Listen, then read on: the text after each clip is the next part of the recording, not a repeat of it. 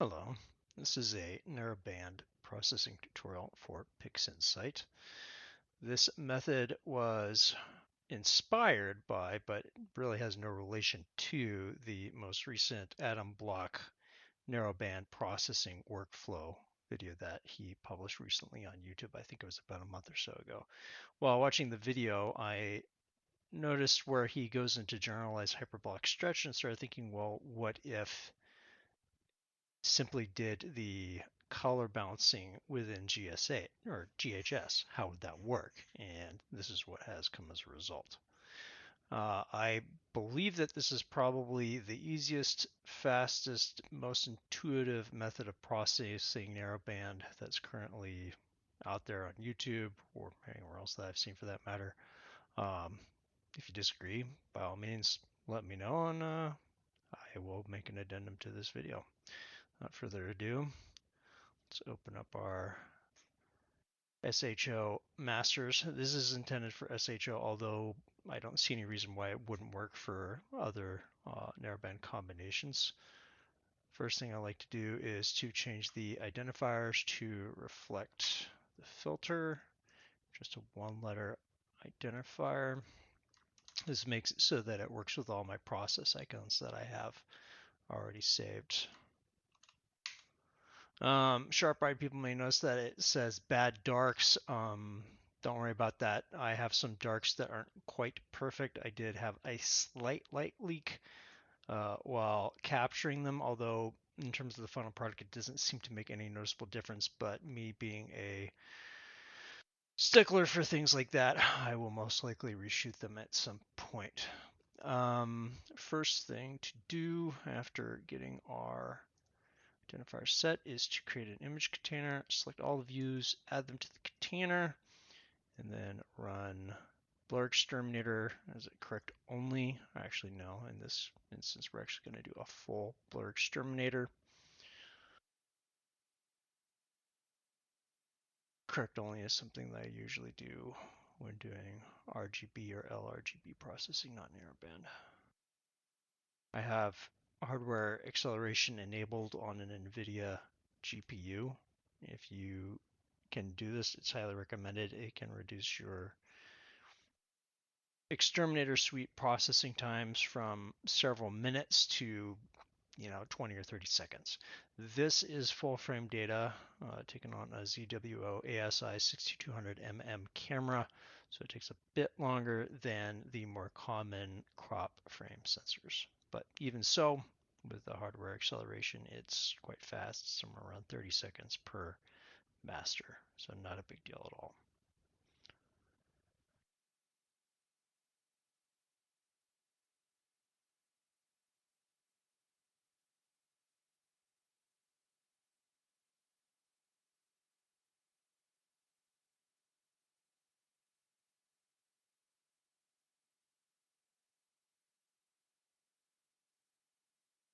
Finally, the hydrogen master. Just as a note, this data set is only about 2 hours and 45 minutes, somewhere in that range. It's not a particularly deep data set. This nebula is fairly bright, so it's not really a big deal, but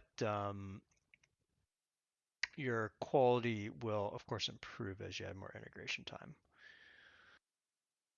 Okay, next thing to do normally would be to do a background extraction. This data doesn't really have any significant gradient at all in it. I've already checked.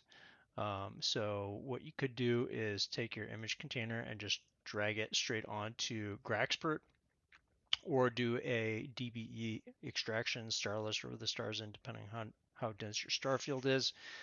This one is this one's moderate. It's not too bad. Do your background extraction, blur exterminator, and then you'll want to do a one-to-one SHO combination, that is sulfur in the red channel, hydrogen in the green channel, and oxygen in the blue channel. Apply global.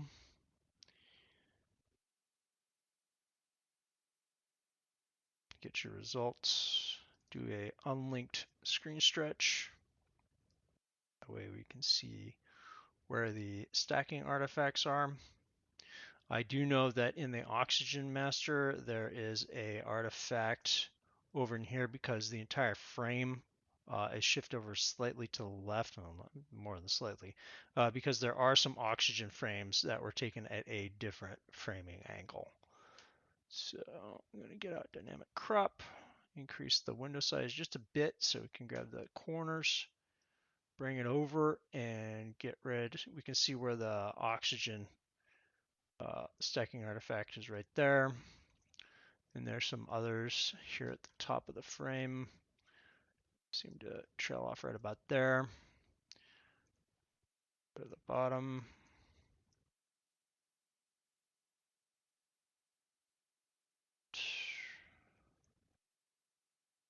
Get that off of the edge a bit.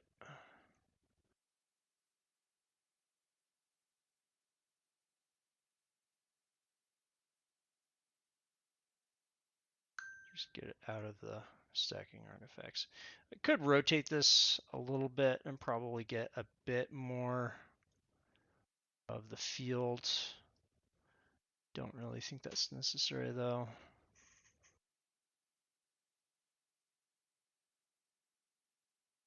And that looks okay. So don't apply it, drag it onto the workspace, close the dynamic crop, close this image, bring back up your image container and drag the image container onto it.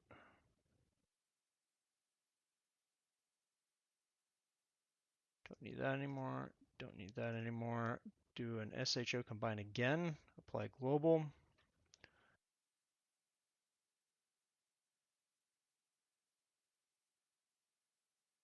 Do an unlinked stretch again. And I'm just going to check here. Everything's, all those stacking artifacts are trimmed off. And it looks, yeah, looks like it's good. Okay, that's fine. Reset the, and that already there with that screenshot looks pretty good actually. Now I'm going to change the identifier to SHO. And before I get started on that, if you want red, green, blue looking stars, you have a couple of options. One is that you can just simply shoot red, green, and blue filters or one-shot color on your field to get actual red, green, blue stars. I really haven't done that since other methods started coming out, particularly SETI Astro's script, which is available on his website, which is narrowband to RGB star combination. You open the script, you select your hydrogen, your oxygen, and your sulfur. In this particular case, he has other options for that, but this is the one that is relevant to this particular application. Apply the star stretch and execute. There are manual ways of doing this. They work, but in my opinion, this script is the fastest, easiest, and usually the highest quality result. I don't really see a reason to use other methods at this point since this exists. Speaking of SETI Astro, if you're not familiar with his channel, be sure to go over there and give him some love. He does a lot of work for the Astro community for free. He does not put out anything that is a paid tool. This is all free out of his own time and generosity. Okay, first thing, I'm going to change this to synth just to reflect what it is. I'm going to do a nonlinear star exterminator, keeping the stars, so that means we want to generate the star images because that's what we want, and then also unscreen the stars because that's what you do when you are working with a nonlinear image.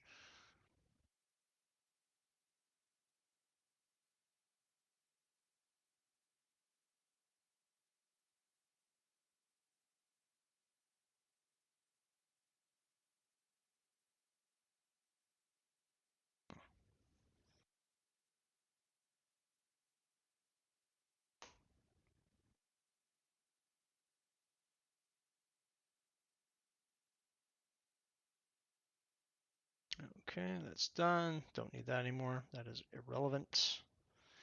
Technically don't need these either, but I prefer to leave the masters open until the project's actually done. Going to hit this with some saturation. So I have a preset where you basically just open saturation, grab this here, crank it up to the maximum, and then drag it on to the workspace or into your icon area and just save it. So I've already have that set here. It's called max saturation. Apply that once. And then I'm going to select an area where there's a variety of color of the stars. Actually, I want to go to open this up first. Open a preview. Hold control and drag over an area to preview it. And then give it some more saturation. Almost need almost two full runs of saturation there. Looks about right. Starting to get some color on the star spikes. The background stars have a nice orangey, some of them are even slightly reddish, and the blue stars actually look blue. So I'm going to apply that. Done. Close that, minimize that, put that out of the way. So now, SHO version, we don't need the stars that are in this anymore, so we're going to do the linear version of Star Exterminator. So unscreen stars is unchecked, generate star image is not checked either because we don't want the stars, and this is a linear image.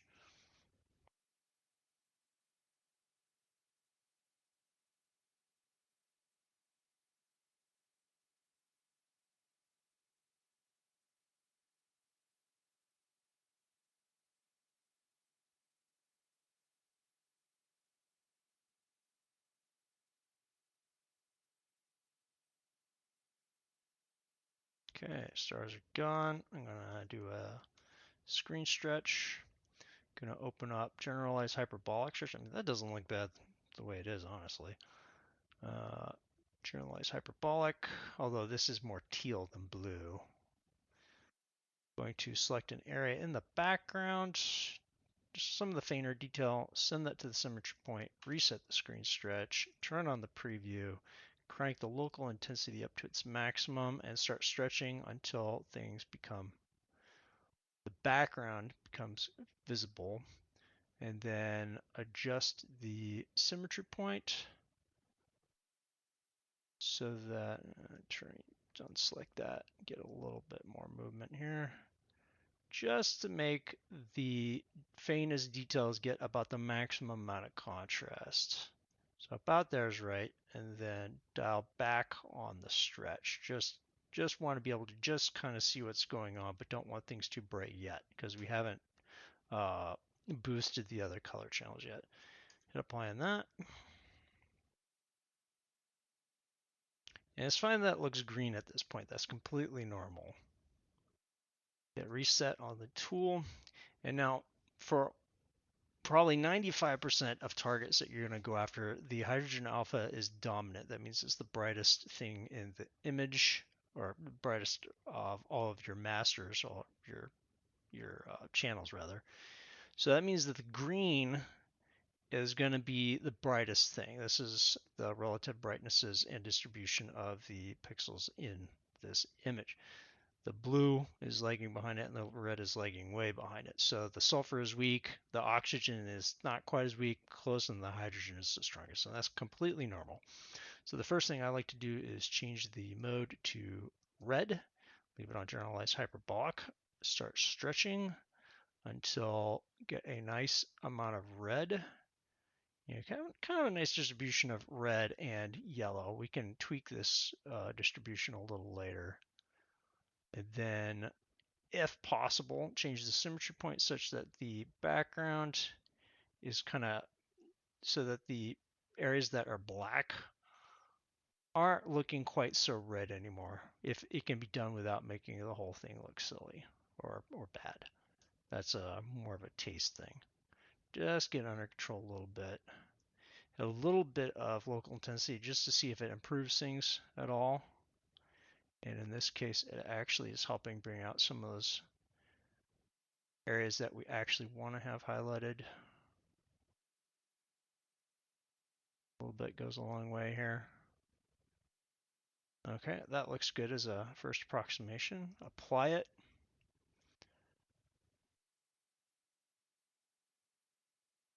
Reset. And now our red and our green are more in balance. The red's a little bit more dominant now than it was, but that's fine. So now switch to the blue channel. Again, hit that stretch factor. Bring it up. Now we have a nice, actually blue background. It's getting a little overpowering now, but can adjust the symmetry point to bring it kind of back into balance with the red. It's okay for it to be a little bit blue. That's fine. And then we're going to hit a little local intensity, just see if that helps things at all. Kind of want a nice ocean of blue. Background, that's not really doing much. What if we go up on the actual stretch itself a bit? That's not bad. The background is kind of blue, but it's not too crazy. It's not too out of control. We can fix that later. Back. I know that there is some oxygen signal over in here, so that's not actually wrong. This part looks fairly balanced. This part has oxygen in it, and I know that that is actually the case in this particular object. And hit apply.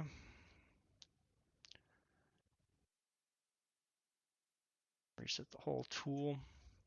And now possibly do a GHS of all the colors together. Just a symmetry point to get the contrast right.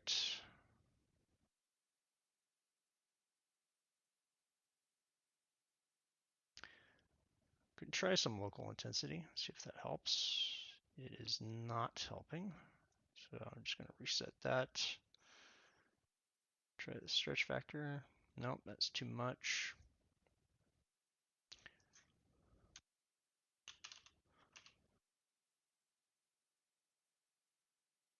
And without the, I think that's an improvement.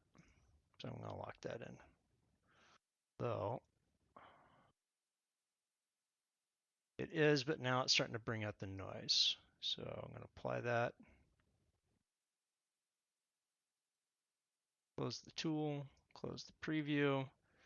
Looks like we've actually now brought out possibly a stacking artifact at the top. Or was that just part of, no, that was just, well, actually, no, it is there. All right, well, we can deal with that in a minute. Need some noise reduction, so this is a 70% noise exterminator. I'm just going to throw that on there. That's going to be about the right amount for this particular image.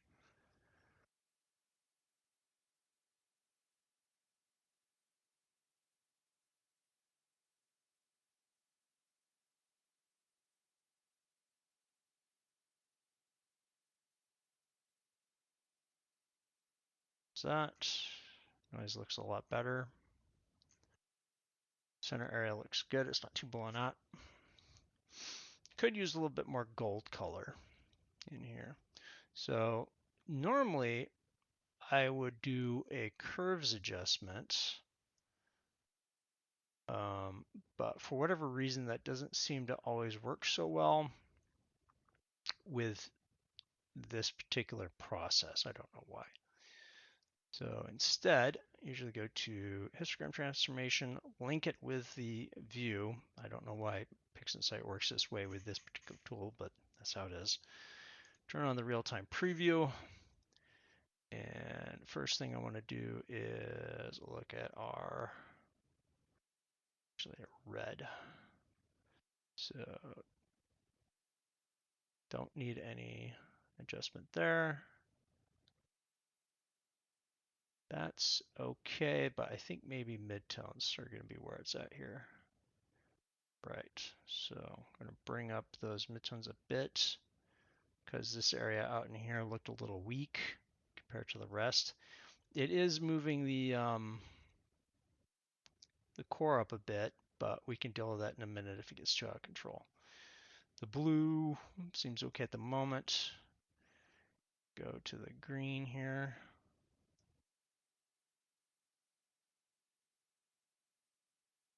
Don't think that's necessary there.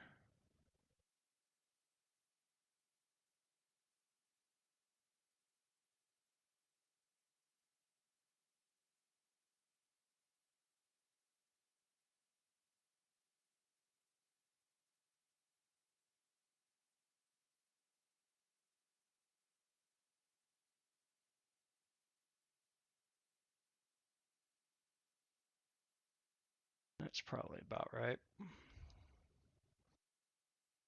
And finally the blue, which since we've already done the other two channels, probably isn't really necessary. Probably.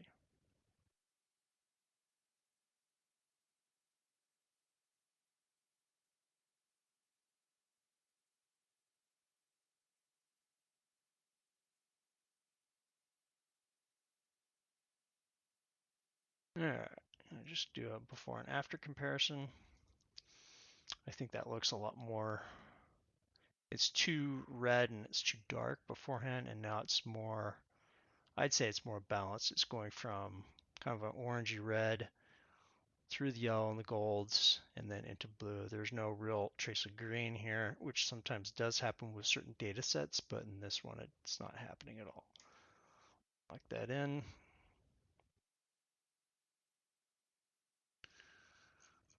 Let's see if this is, it's still pretty much under control. Going to go to curves. Maybe just get a little bit of an S curve.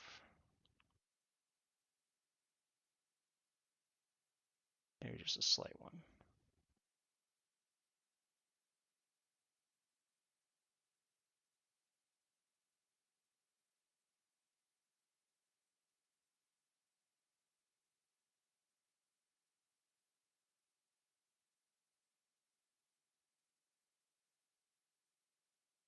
It's barely noticeable, really.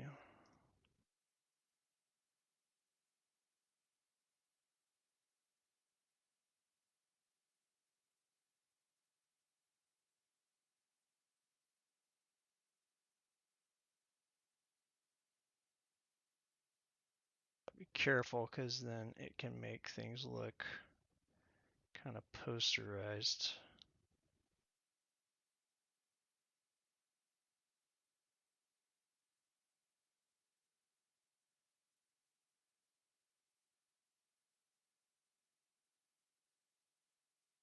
I'd say that's a slight improvement, so I like it. Lock it in.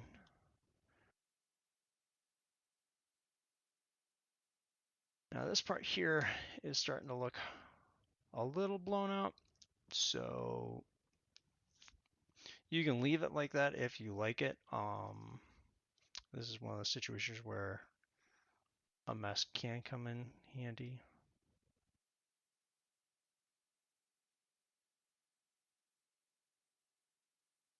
In fact, I don't think a range mask is really going to do the trick here, so I'll give up on that. I'm going to go to a game mask, add. For some reason this thing starts very small. It's almost impossible to grab a hold of this ellipse.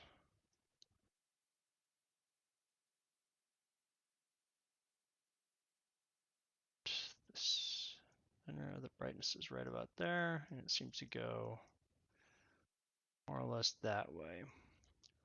Just going to try this. Play it. Off the visualization of the mask. Might be a little small, but we'll try it. HDRMT, I'm going to turn on to intensity, leave the default 6 layers.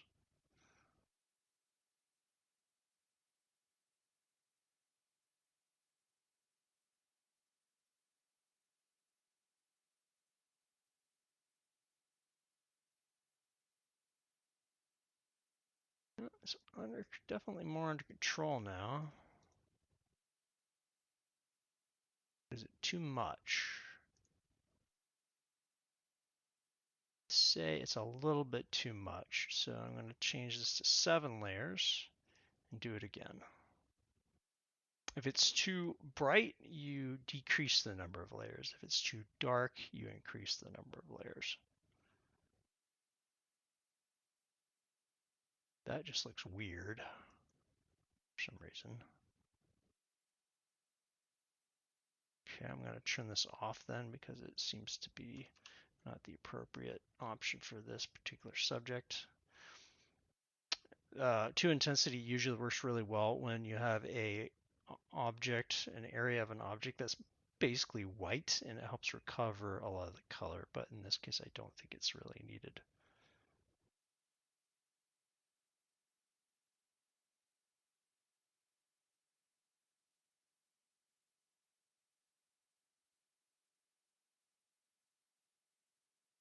Okay.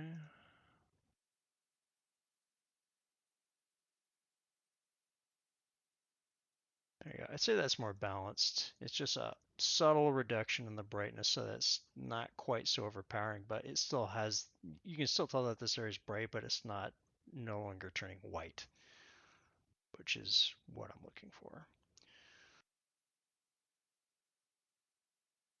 Close that. And then open up the stars. There is a pixel math expression. Gotta remove our mask here, otherwise it's gonna be silly. There's a pixel math expression for rescreening the stars if we're using a nonlinear image. This is it. But it's looking for a starless image called starless_1, and it's looking for a stars image called stars_1. And these are just two expressions that just create a new image with that exact name. So I don't have to redo the identifiers. Actually, and that's backwards, although I don't think it matters.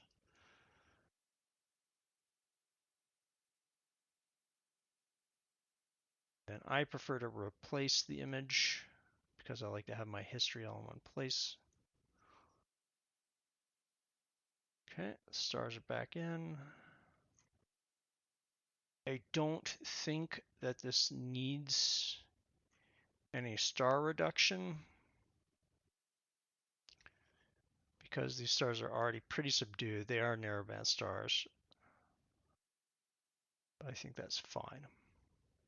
And from here, you want to do your annotation or some last minute changes. And that's basically it. If you have any questions, let me know.